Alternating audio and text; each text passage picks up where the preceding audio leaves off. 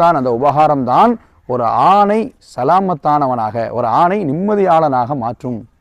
அது மனைவியாக இருக்கலாம், அல்லது மகளாக இருக்கலாம், மருமகளாக இருக்கலாம், அல்லது பேத்தியாக இருக்கலாம். எந்த உறவாக இருந்தாலும் ஒரு ஆண் தன்னுடைய இறுதி நேரத்தில் அவன் தனிமையை, வெறுட்சியை அவன் உணர்கிற பொழுது அந்த நேரத்தில் அவனுக்கு தகுந்த நிவாரணமாக அந்த தனிமையை அவனை விட்டும் தூரப்படுத்தி அவனோடு அதிகமான நல் எண்ணங்கள் வருவதற்கான முக்கிய காரணியாக ஒரு பெண்மணி இருப்பாள் என்று ரசூலுல்லாஹி ஸல்லல்லாஹு அலைஹி வஸல்லம் சொல்லுவாங்க.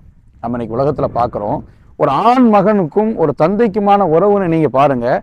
அவன் யதார்த்தத்தில் தந்தையோடு கொஞ்ச நேரம் பேசிக்கிட்டு இருப்பான், தந்தைக்கு தேவையானதை வாங்கி கொடுப்பான்.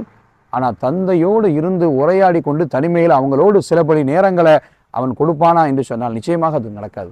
நிச்சயமாக தந்தைக்கும் ஒரு மகனுக்குமான உறவுல அவ்வளவு பெரிய ஒரு நெருக்கம் என்பது என்ன செய்யாது, இருக்காது.